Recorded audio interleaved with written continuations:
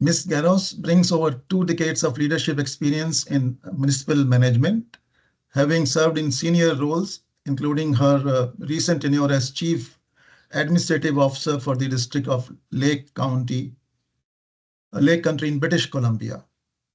She is a chartered professional accountant with deep expertise in finance, taxation, and strategic operations.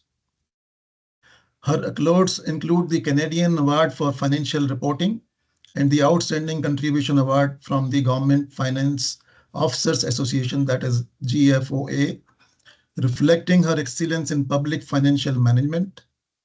Currently, as the president-elect of GFOA US and Canada, Ms. Garros continues to champion sustainable growth and operational excellence in local governance.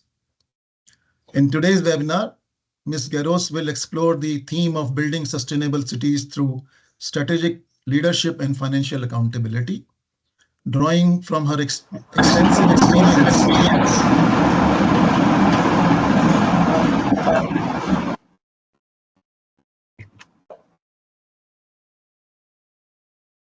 I'll just repeat this part because there was a background noise.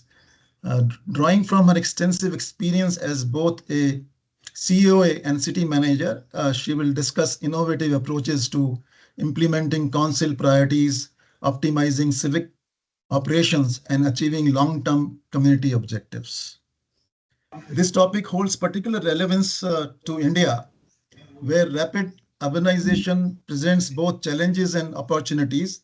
Indian cities and municipal corporations are at the forefront of addressing complex issues like sustainable development, urban infrastructure, and citizen-centric services delivery. Ms. Garros' insights on financial accountability, operational efficiency, and collaboration among municipal leaders resonate strongly with the governance reforms needed in India. As we work towards strengthening urban governance framework under initiatives like Smart City Mission and Amrit, that is Atal Mission for Regeneration and Urban Transformation, this talk promises to provide valuable perspectives and best practices that can be adapted to the Indian context. Please join me in warmly welcoming Ms. Tanya Garros, whose expertise will undoubtedly inspire new ideas for shaping the future of governance in our cities. Ms. Tanya Garros, please. Thank you so much for that warm introduction. So welcome to everyone here. I am going to see if I can share my screen with you. I have a presentation. Let's see if I can get this to work.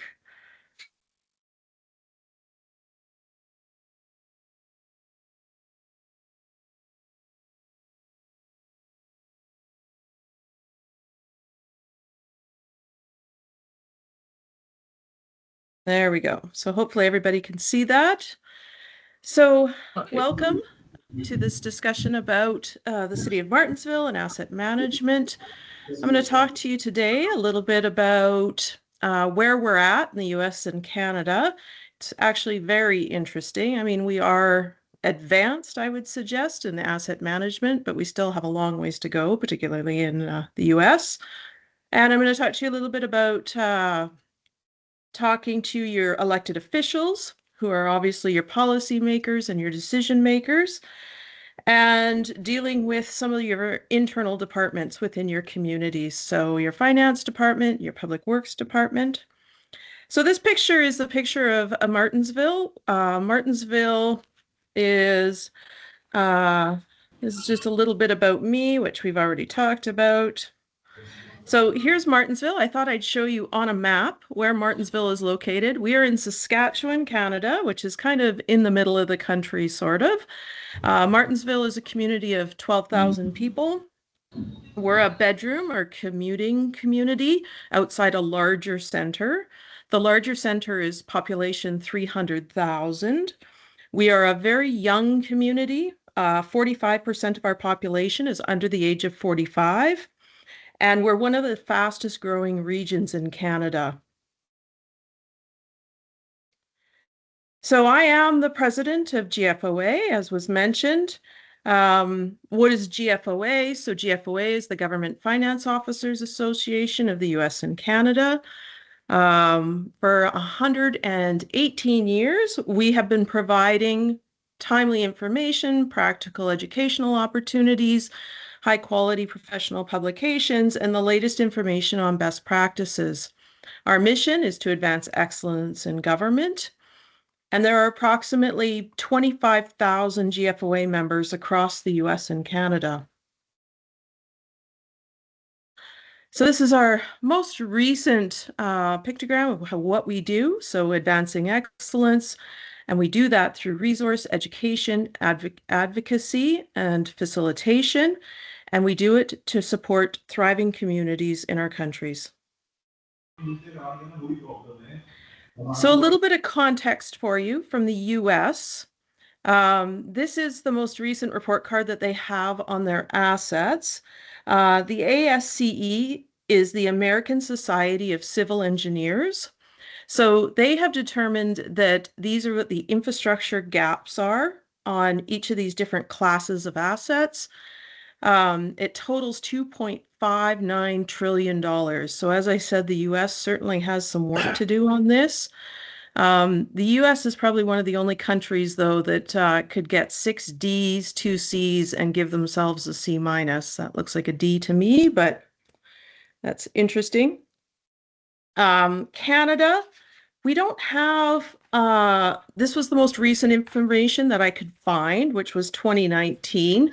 I know that there's work being done on a new asset management. This part of the challenge, certainly, that we have in Canada is keeping our data up and understanding where we're all at. But some of our highlights of this, there are enough, and this was quoted in the report, there are enough Canadian roads in poor condition to build a road almost halfway to the moon. So that'll be important in a second, and I'll talk about why, but it is a pretty significant issue. So Canada is a large country. We have a lot of roadway. A lot of our goods get shipped around our country by truck. So the condition of our roads is extremely important. 16.4% of our roads, so 146,000 kilometers for in numbers, and 12% of our bridges and tunnels are in poor to very poor condition. That's almost 10,000 structures across our country. We have a lot of recreational facilities within our communities. This too isn't in great condition.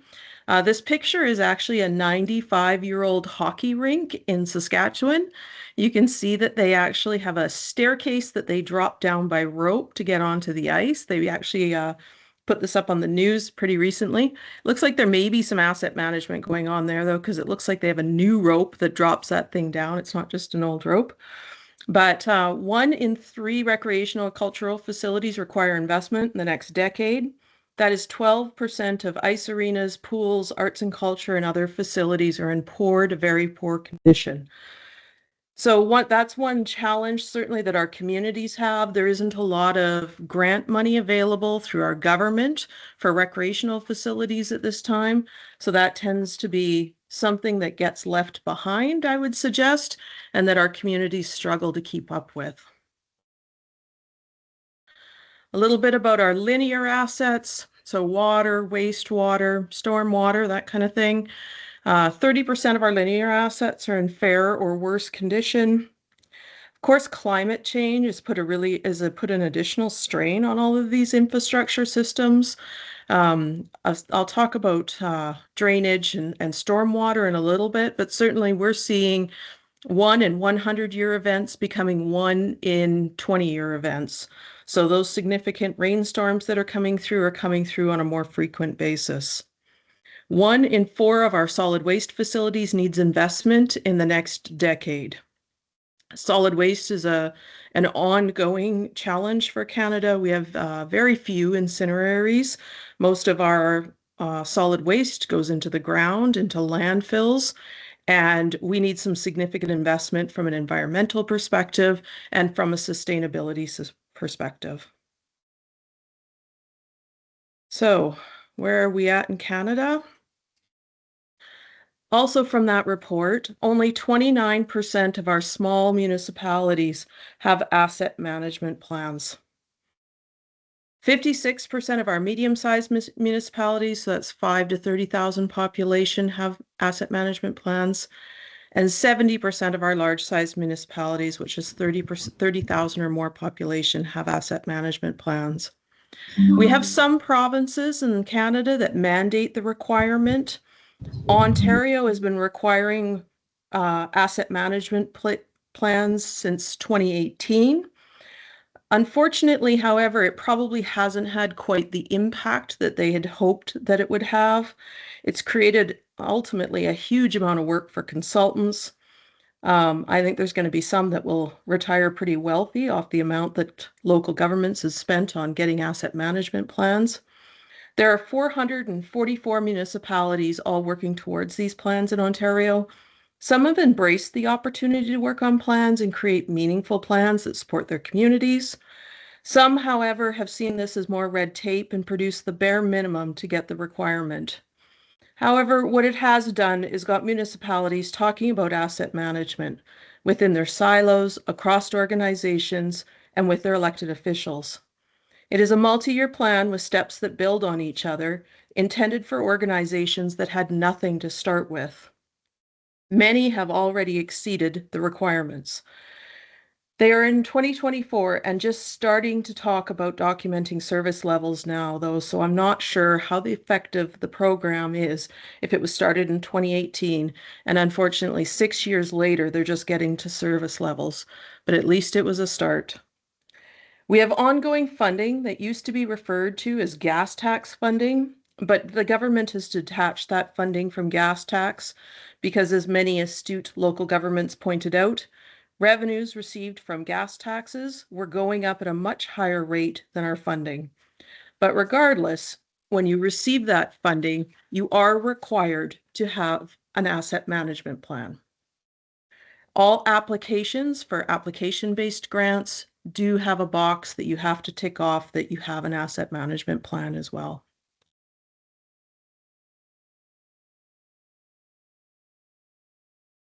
So we have what was called the Municipal Asset Management Training Program. So from 2017 to 2024, the Municipal Asset Management Program.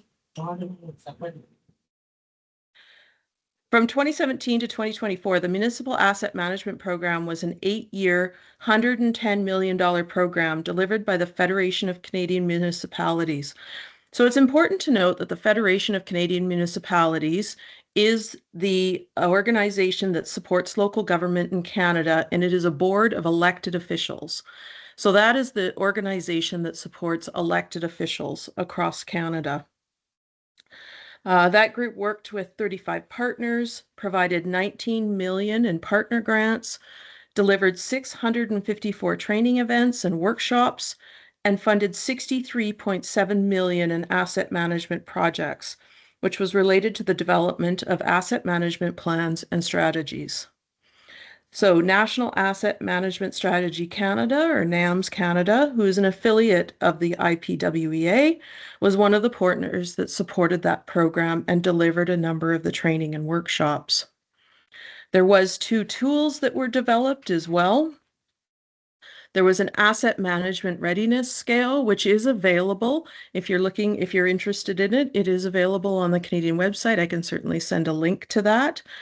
Communities can take that readiness. There's a test that you take and you can determine what your readiness is for asset management.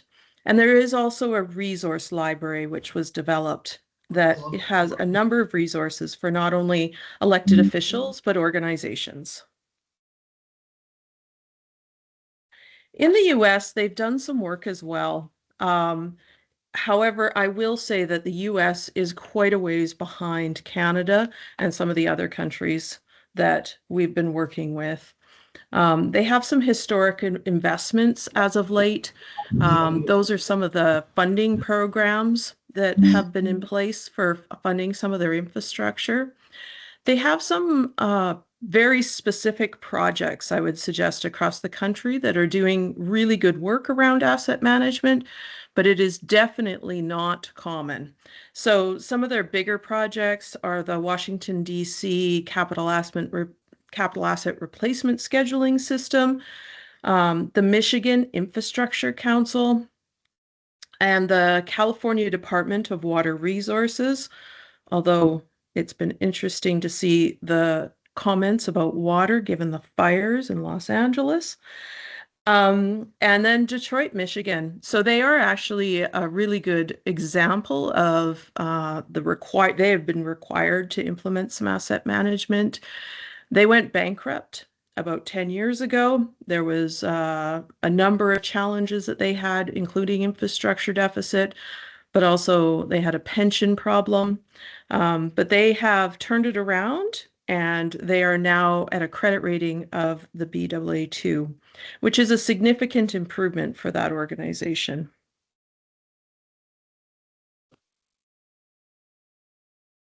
So where do we need to go?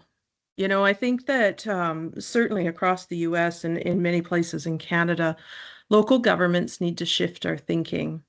So we have a very similar reality in both the US and Canada. After World War II, there was a number of people that came home from the war. Our governments invested very heavily in infrastructure across our countries. There was suburbanization, there was a single family housing boom, population and job movement from both rural and urban centers. And we entered into what became a century of car-focused development and the largest national infrastructure investment of the 20th century. And all that is nearing 100 years old. So all of this infrastructure that was put in, I can't even count the number of fire halls in Canada that were built in the 50s using government funding, that now we are having challenges because communities have not been looking after them and they've not been putting money away to renew them. So we really need, there needs to be a shift in thinking. And one of the challenges that we have, and I certainly heard when I was in Australia, and I've heard in other countries as well, is there's a real desire for new assets. Those are the ones that the ribbon cuttings that the elected officials get to go stand in front of, take pictures, and it's shiny and new and it looks great. But we really need to start emphasizing existing assets over new assets. And I wish I could say that my community was a good example of it, but they're not. We just built, and I've only been with this organization for just over a year now. So I arrived and we were in the process of building a new recreational facility. That recreational facility is an ice rink and an indoor sport field. The total build cost of that is about $65 million, give or take. And within 3 months of me showing up, we unfortunately had to take a report to council that we needed $1 million to fix our existing sports rink so that it would be able to continue to operate. So all the time while they were building a brand new arena, they had not been putting away money or considering or maintaining their existing facility. So that was a bit of an eye-opener for council. And that was the moment when I realized that we really, really needed to do some more work around asset management within our community. Incorporating replacement costs in all aspects of capital planning. So as we build infrastructure, incorporating the replacement costs of the planning for that infrastructure, governments need to assess current conditions, needed investment, current costs to replace, and plans to enhance and keep assets operating at agreed upon service levels. So I'm going to talk a little bit about service levels coming up here, but that is probably one of the most important pieces that we can start talking to our elected officials about. And certainly across asset management, across organizations, asset management is living in silos.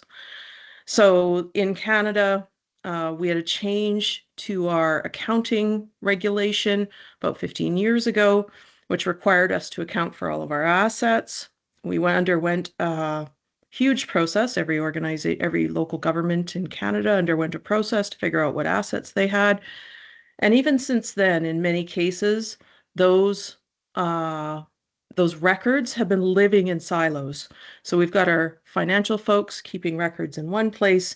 We've got our engineering folks and our operations folks keeping records in other places, and they're not all coming together yet.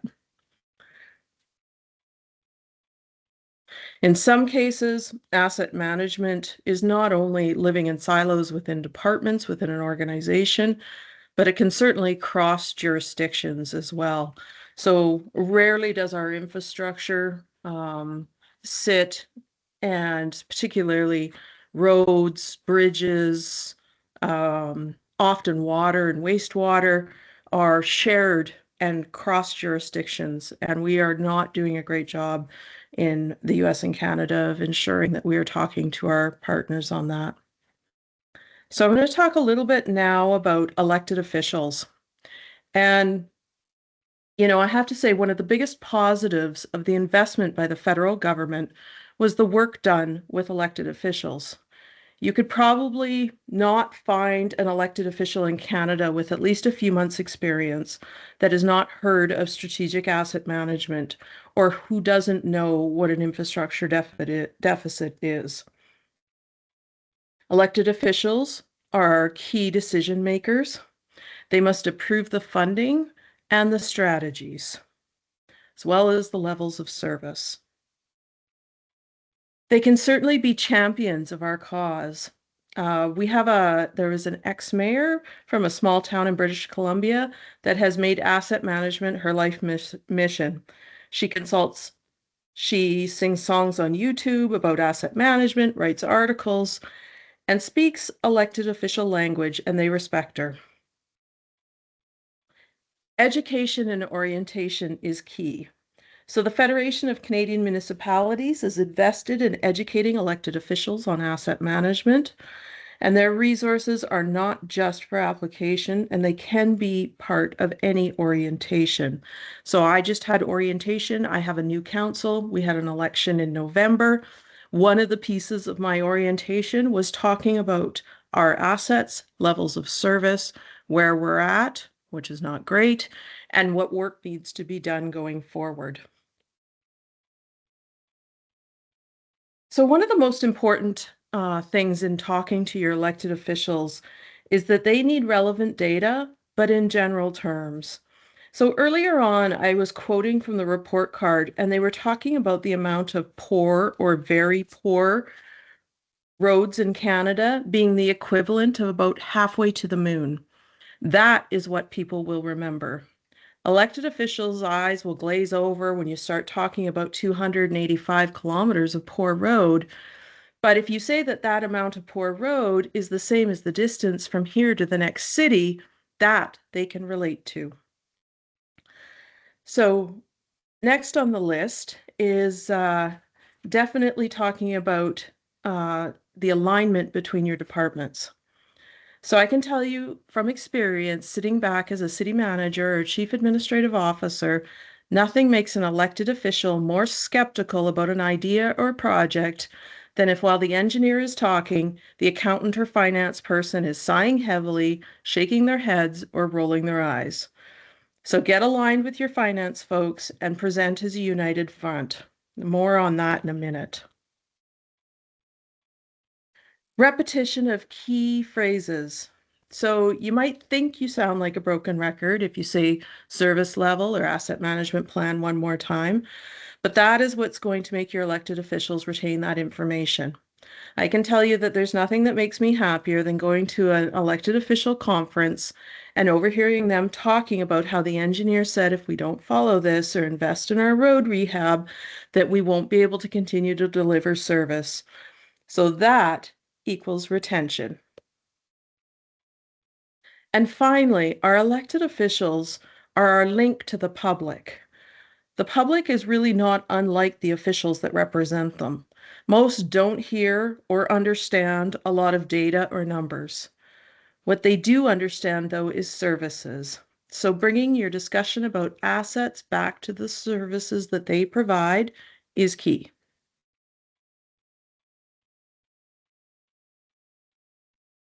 All right. Finance and engineering working together. So before I was a city manager or CIO, I was a CFO or a chief financial officer for a number of years across a number of different organizations. And as far as I'm concerned, you have to get your finance people out in the field. Every head of finance should have a hard hat, a safety vest, and a pair of steel-toed boots for their PPE. They should get out and see how your assets work, learn about water treatment, show them different road conditions, look at culverts, take them to the wastewater treatment plant, tour them around major construction projects occasionally. All this will lead to better mutual understanding of what you're talking about when you sit down and say, we need to upgrade a sewer trunk main, and we need $3 million to do that. They have a general idea of what a trunk main is and why those upgrades would be so important. So determine who owns the data and don't duplicate. As I had mentioned before, what we found here in Canada was that after we converted how we recorded our capital assets, we found finance departments keeping their own records. We found engineers keeping their records. And I think the most important part is recognizing that we should all be keeping one set of data. So often the finance records were not the most up to date because perhaps the engineering group had not shared with us when they discontinued service of an asset or replaced an asset. So ensuring that your data is aligned is very, very important. And there's no point in duplicating it all.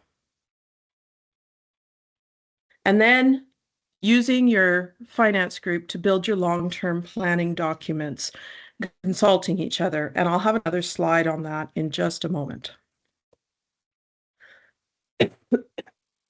So as important, actually, as your finance group is your public works operations group and your engineering group. So those groups need to be working as closely as your finance group with your about asset management.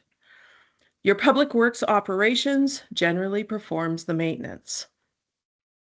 And operations must understand the importance of that maintenance work. I was just talking to a very good friend of mine, Wally Wells, who is a pioneer of asset management in Canada. And he was telling me a story of a community nearby here. They had a water main break. And when the operations crew went out to turn off the valve to turn the water off for this water main break, the valve wouldn't turn. And so after the fact, they had to go and turn another valve, which of course turned off more water in the community. And when they were debriefing what had happened, they were looking at the fact that this valve wouldn't turn. And when asked when the last time that they performed the maintenance to go out and check if the valve turned, they said, we stopped our valve maintenance program 3 years ago because we didn't have the resources to continue it. So had they have been doing their valve maintenance program, they could have probably shut the water off and less water would have been lost, less people would have had to lost their water. But I think explaining to your operations crews the importance of the maintenance work is something that is critical. So they have to understand their role in the asset management work as well. And if there isn't adequate resources, then that is a discussion that you have to go back and have with your elected officials.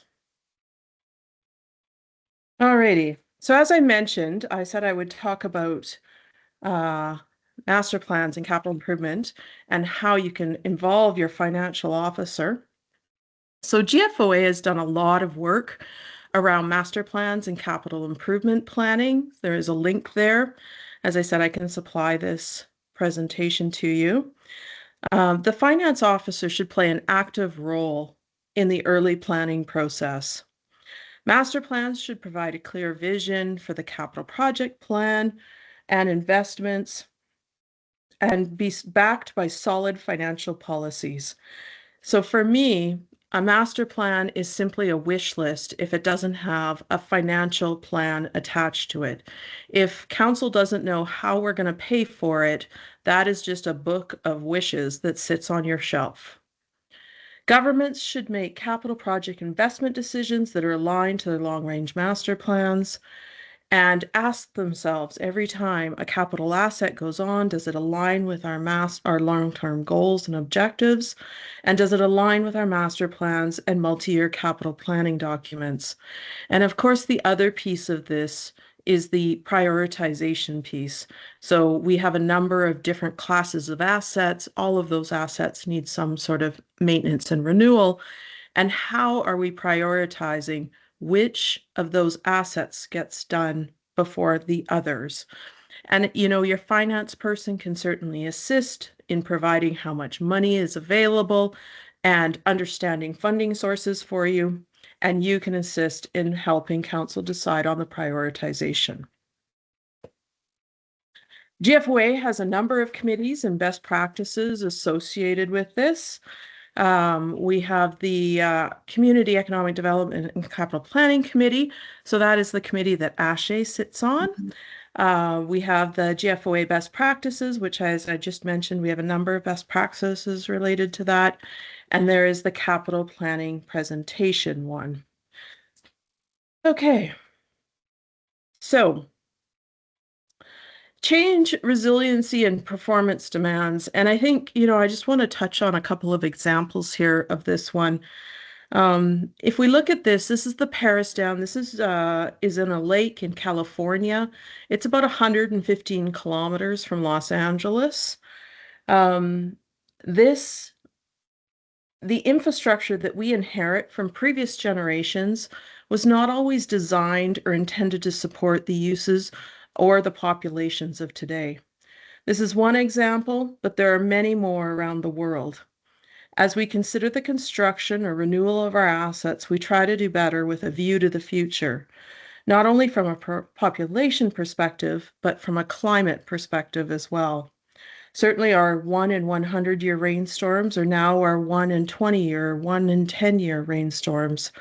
Our assets were not built to handle those capacities, which is forcing our engineers and professionals to reconsider the use of our current systems. And you can see this dam that was built in 1973, and then the dam today, which has been obviously reinforced to support a much larger population around it. And my last example here. So this is Martensville's sewer treatment. It is a lagoon system. This has 7 cells. We do treatment through aeration and settling. It's biological. It was built in the 1970s. With our current population, our sewer treatment is beyond capacity. There is zero capacity to build any more within our community. It is also not meeting our environmental regulation on outflow to a nearby river.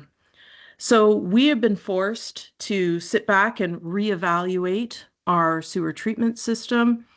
At the end of the day, we decided to partner with the larger center. As I indicated, we are situated just outside of a larger center.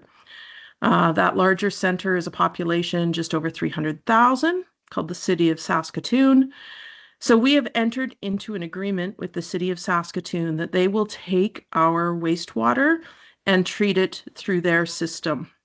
The cost to build, and this is, I think, where it's really important that we get creative on how we manage our assets. The cost to build a new wastewater treatment facility was in the neighborhood of about $45 million for us. The cost to get pipes over to the larger center near us is going to probably be in the range of about $20 million for us. We will still have to maintain, of course, those pipes over to that new city. But at the end of the day, we don't have to keep up with the environmental regulation, which is ever increasing. And it gives us much more capacity than we would otherwise have. So, I think this is just one example. Certainly when this was built in the 70s, there was absolutely no idea that our community would grow to the level that it has, or that regulation would change as much as it has around the outflow of wastewater. So those are a couple of examples. I just wanted to say thank you very much for inviting me, and I am definitely here for some questions. Let's see if I can stop sharing here. There we go. Thank you. Thank you, Tanya, for that excellent presentation. I was thinking that asset management is yet to be implemented in some of our municipalities. In fact, I had invited some of the local government authorities for this presentation, but I see that they're not joined. Probably asset management is not high on their priority list. Maybe they had something else to do, but I think across other regions in the world as well, things need a lot of attention, is what I understood from your presentation, especially with the kind of fire that has been happening in Los Angeles, one of the biggest cities in the US, and they're not able to find the hydrant. That's what I'm hearing in the news, but I really don't know what the actual situation could be in terms of having the hydrant, or how they can douse the fire off. Of course, there may be so many other challenges like the wind. That's what we hear. Luckily for me, I was in LA just a month and a half before end of November, before I came to the IPWA Congress in Canberra. It was nice and beautiful, but I think now the situation is not so good. But they're still fighting the fire. But you showed the, I think the dam, the Paris dam in the last few slides. That's not far away from LA, but they're not able to find water. And there's a California Department of Water Resources. I don't know how they could be helping managing this disaster. I don't know really how the government agencies could be working in coordination, as you rightly put it. Sometimes the coordination is also very important.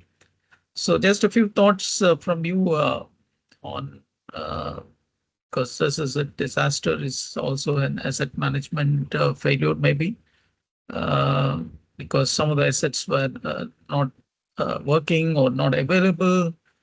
Something was maybe water, or maybe the hydrants, or maybe the machines necessary to move this water not in good working condition. In one of the news reports, I also came to know that the Los Angeles water system is poorly designed for water to flow through the supply system, and that could be one of the reasons. And the second reason that people are telling is that it is because of ChatGPT and AI, because a lot of water is used in keeping the servers cool, and that could be an environmental disaster, because if somebody just puts something on ChatGPT and that is sent across to servers across the world, and all these servers crunch a lot of data, and that creates a lot of heat. And in order to keep the servers cool, they use water as a coolant. And that's what people are saying. I think there's a lot of talk on the Twitter, Instagram, and also some of the YouTube channels about these things. It may be Los Angeles today, but it could be somewhere else in the world tomorrow. I think we need to look at the environmental impact that is already being created in LA. And people like you who have been working with the city authorities and the city management, I think you should be able to tell us something about what could be the reasons and how could it have been managed better. So I appreciate It's a that big question. Sorry. No, I really appreciate that question, actually. So my last position, I worked in, the map, it showed there was a little heart on the map. And that is, I worked in the Okanagan in British Columbia. It was about 3.5 hours northeast of Vancouver. And the Okanagan, I left in August of 2023. And as I was leaving, the Okanagan was undergoing some unprecedented forest fires. There was my community at that time. I was working in a community, again, just outside of a larger center. The larger center, as well as the communities to the west and to the east of that larger center. At one point, there was 4 communities on fire all at the same time. So I can tell you, having managed through that fire, we lost about a dozen houses. The community across the lake from us lost about 350 houses. That the 2 most important people working those fires was not only our fire chief, who was coordinating our fire effort, but it was also our water operations supervisor, because he was the one that was ensuring that the water was still flowing to the hydrants. So one of my understanding of one of the challenges in Los Angeles is water storage.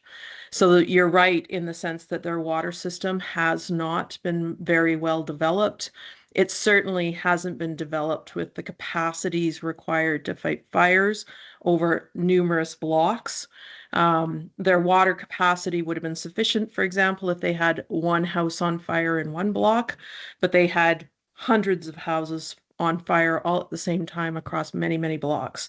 And their water storage was not adequate. So as the water was pumping into the storage, it was emptying faster because there was way too many hydrants going at the same time.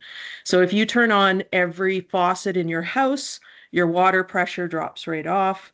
And it's the same in LA right now. So they opened up every hydrant they had, and their water pressure absolutely dropped off. And so it is true. There was hydrants that they turned on that had no water in them. So I think that they'll definitely be revisiting some of their storage capacity issues that they have, and whether or not they'll be able to sustain that. But there are a number of challenges. Certainly the use of water, there is not, my understanding is there's not a lot of, you're right, they use water to cool a lot of the servers. Most of the data in the US is actually held in servers across some of the hottest states, which is really interesting, because you're right, servers generate a lot of heat. So of course there isn't a lot of systems to recapture that heat. They don't need it necessarily. Whereas if they maybe put their data storage in colder climates, they could recapture the heat off of that and reuse it to heat other buildings. So they haven't done a lot of that lately. So there's a number of challenges that have come together to really create an unprecedented disaster in LA. But having lived through fire, I can tell you that how much water you have and how your fire department is using that water is the most important piece, because yeah, you don't want to turn on a fire hydrant and find out there's no water in it. So with that, I would say absolutely there is asset management attached to that. And I think that is the piece too of the renewal piece that we all need to be looking at. And how are we renewing our assets? And are we renewing it exactly the same way as it was? Or are we looking to the future and what we should be renewing it for now? Thank you. Yeah, Amit, you had your hand. Yeah, thank you, sir. Yeah, Tanya, it was a nice presentation. You gave us some good insights into how the governments work. 2 questions from my side for you. One, as a developed nation, what is your priority, building new assets or maintenance of the old assets? And along with that question, I would also like to ask, as a developing economy, what should be our priority? So I will say in Canada, we are finally at a point where I would suggest we are starting to prioritize renewal of assets over new assets. Our government is finally starting to provide us more funding for the renewal of our infrastructure or the increased capacity of our existing infrastructure, and not just building brand new. So we are seeing, and so some of our most challenging situations in Canada relate to our First Nations populations. They have aged infrastructure. We have First Nations communities that have been on boil water advisories for 30 years. And Canada is finally investing money in existing infrastructure, not just new infrastructure. So that shift from our federal government, we are starting to see a shift in our communities to look after our existing infrastructure, not just build new, which is really good. Your second part, as a developing country, with respect to infrastructure and prioritizing infrastructure, as a growing community, and I've worked in 2 growing communities, looking and trying to build, and this is a huge challenge, but trying to build your infrastructure scalable is so important, because as your populations grow, as your we find regulations increasing, and I don't know where you're at with respect to regulations, but scaling your assets so that you can building them with some capacity but some scalability is so important. So there was a time, I can say, across this country when we built assets to basically what we needed that day, or just looking into the very short future. And now, like our lagoons, we are sitting on infrastructure that is not supporting our populations anymore. So trying to look towards building assets that have scalability is really important. And talking about your lagoon-based sewage treatment system, the picture which you showed us, did you explore advanced oxidation processes or technologies, which are used now for upgrading the existing sewage treatment plants or effluent treatment plants in line with the latest regulations? Because the BOD, COD levels, as per the regulatory norms, have been drastically reduced. And I understand we have the same problem in India also, that the existing sewage treatment plants or the effluent treatment plants are not handled for those kind of regulatory norms. So in order to upgrade them, there are a lot of advanced technologies. One of them is the advanced oxidation process, and of course a lot of new technologies are coming up like nanobubbles. So did you ever explore those options as well, instead of just tying up with other cities, for expansion? Yeah, we definitely did explore some of those new technologies. And for the size of our community, we found that they were not like this. It just did not, there was not economic benefit in exploring those technologies versus joining the larger community. So our larger community has a very advanced wastewater treatment plant, but we could not scale some of the new technologies. We found it was just too expensive, and the availability still in Canada is limited, I will say, in not only people knowledgeable in installation and maintenance, but availability of those technologies. So we are struggling still with that, even as a developed country. Thank you, Tanya, so much. Any more questions? If there are no other questions, then I would request Dr. Binu to give the vote of thanks.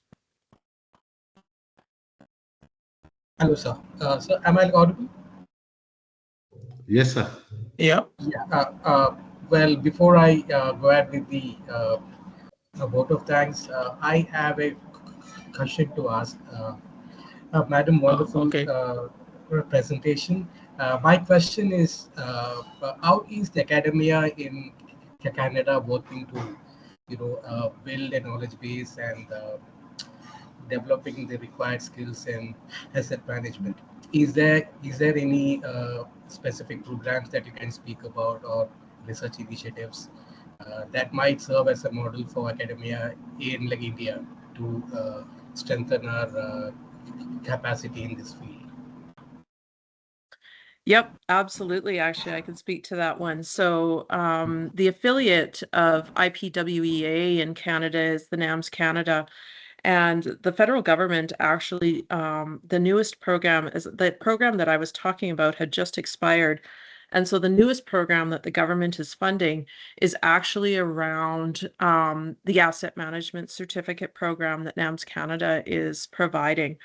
And that it's been updated for sustainability. And so they've been offering that course on a subsidized basis. So we have people all across Canada that are getting information and getting new training subsidized by our federal government, which is fantastic. I have 2 people signed up for the course, so I'm very excited about that. But so that's through IPWEA. So Yeah, yeah. Yeah, thank you, Tanya. Dr. Binu, just to give you some insight, I'm working with Ashay Prabhu, and we've already put together an elective course for civil engineering. But that's yet to be, the civil engineering department has to yet to go through it. We're working on that, but also we have 2 asset management courses, one an open elective, other an elective, which is being offered to the students in mechanical engineering in MIT, Manipal, as well as other mechanical engineering related courses like automobile, aeronautical, and those departments. The open elective can be taken by any student in the university. So you can get in touch with me and I can provide you details about the courses that have been already approved by the University Academic Council. But we are also working on the certification program, which should happen very soon. And we can have your people on board also in the certification program. Thank you so much, sir. Yeah. All right. So, like, if there are Can I also just make one small comment in terms of the West and the East? And great presentation, Tanya, as usual. And one of the highlights in this session was, if you remember the stats in the second or the third slide, 29% of Canadian small municipalities only have an asset management plan. 70% of municipalities, the larger municipalities, have an asset management plan. So there is still a gap. And Dr. Pai, you will remember the question asked to you on the panel here in Australia, that the Modi government is building trillions and trillions of dollars of infrastructure. What's the plan to maintain that into the future? And I genuinely feel that with what is required in India is that capacity building right from the ground up through the undergraduate students who understand the impact of life cycle costing. So when they become the chief engineers or the heads of departments, they are able to have that conversation with the politicians, with the finance officers, so that maintenance culture is embedded into that long life build. There's nothing wrong with building new infrastructure, but if it comes at the expense of the existing, it's an issue. But more importantly, if there is no asset management plan for its future, it's a bigger issue because they won't last as long as they were designed for. And I think that's where the opportunity is for AMC and MIT to really bring that education in. Yeah, thank you for that, Ashay.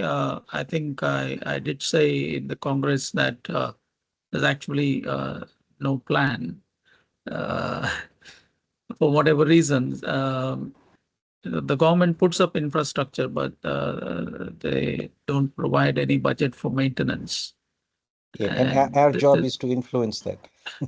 Correct, and that's the case in all the infrastructure they put, except maybe some of the railways and such other places where they have to keep the rolling stock moving, and safety is an issue. On those things, they do have some kind of a plan, but overall, I don't think they have a strategic SAMP. I don't think they have one, because they just don't understand that maintenance is is part of the game, and it's necessary to keep your assets going. When there is no state of the assets report or a regulatory requirement, there won't be a SAMP because there's no incentive. So that's that's the difference between the West and the East. But there's an opportunity to learn and bridge that gap. Yep. Dr. Pai, I just have a thought here, no, based on what Tanya has shared with us. Yep. I think why don't we start with training of our elected members of the municipal corporations, no?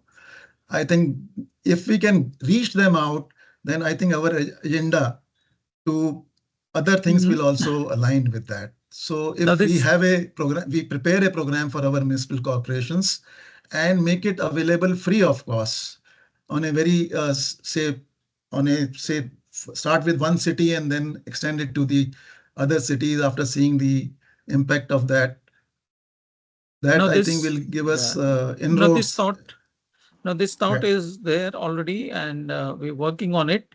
But certainly it won't be free, because we would have some costs in getting people and getting the experts in.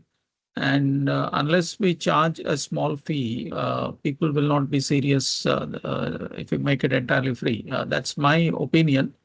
I think we need to charge a small fee because the inputs are going to be certainly good for the people, and they have to invest something on the training. The government has to do it because that's part of the learning that people in the organization have to continuously improve themselves. And this is, I think, in most private institutions, they do have monies budget allocated for people attending conferences, training programs, workshops, etc. So I think they do have such a system in the government as well. We are talking, the first thing we are doing right now is we are working with IIT Tirupati and trying to have maybe a 2-day or 1-day workshop there. The same will be replicated in Manipal. That's mostly for the industries. We have not yet targeted the government sector. In fact, just as I said, I had invited some of the local authorities, including the Deputy Commissioner's office, but I didn't see anybody attending this webinar. But certainly we will make inroads very soon and try to get these people on board. And once we do it for one local government, I think we can replicate it to other local governments as well. I was saying, part of the revenue can be shared in the sense that a small amount would go to the society, that's the Asset Management Society India. I was saying, like, immediately after the elections are over in a municipal corporation, like it's going to be now in Delhi on 5th of Feb. So we approach and we give an introductory talk during the opening of the municipal corporation immediately after the elections. Tell them the benefits, and then we ask for a program, where we'll charge them some money. Yeah. That way, probably we can have a better impact. Something like Tanya will concur that that's what happens in USA and Canada and Australia as well, right, Tanya? After the municipal elections is the right time to attack. Not attack, sorry, is to pitch. Absolutely. The other thing, Mr. Sunil Yadav, is when you look at the opportunity from the fact that if the Modi government is spending $20 trillion US dollars in the next 10 years, even 0.000005% of that going to training would be a phenomenal outcome. Something to make some noise on, but yeah. All right. Yeah, thank you. Thank you all. That was a good discussion. Binu? Yes, sir. Yeah. Yeah, I think you started that discussion. So yes, sir. Yes. yeah, end it with the word of thanks. Yeah. Sure. Thank you. Sure. Yeah. Good afternoon, everyone. On behalf of the Asset Management Society India, I extend my heartfelt gratitude to Ms.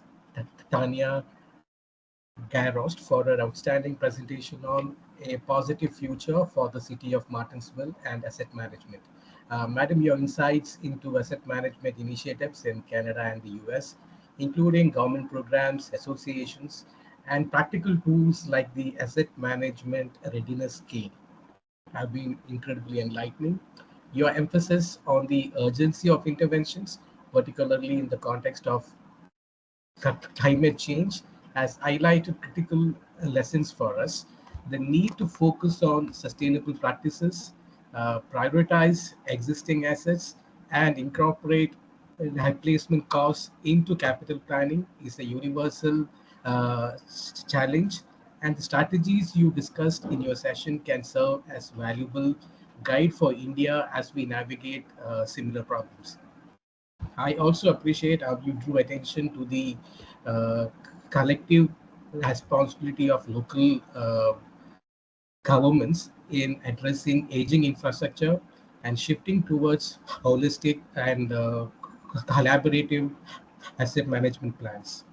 These like insights that you provided are highly relevant and actionable, and I'm sure that they will inspire meaningful uh, discussions and initiatives among our members. Uh, I would also like to sincerely thank Professor Rakveer Pai, President of the AMSI, for his leadership and support in organizing this webinar. A special thanks to Colonel Sunil Yadav for his thoughtful introduction of our esteemed speaker. Finally, my heartfelt appreciation to all the participants for your engagement and your active involvement adds immense value to such uh, discussions and strengthens the impact of these sessions. So thank you once again and to uh, for everyone in making this webinar a success. Thank you so much. Have a great day ahead. Thank you, Dr. Binu, for the vote of thanks, and thank you all. It was a wonderful presentation by Tanya, and a nice discussion, question answers after that. Thank you all. Tanya, I think it's quite late in the night for you, early morning. We couldn't help that because of the time difference between India and Canada. Thank you again for joining. Thank you. Thank you very much. Thank you and bye-bye, everybody. Thank you. Bye.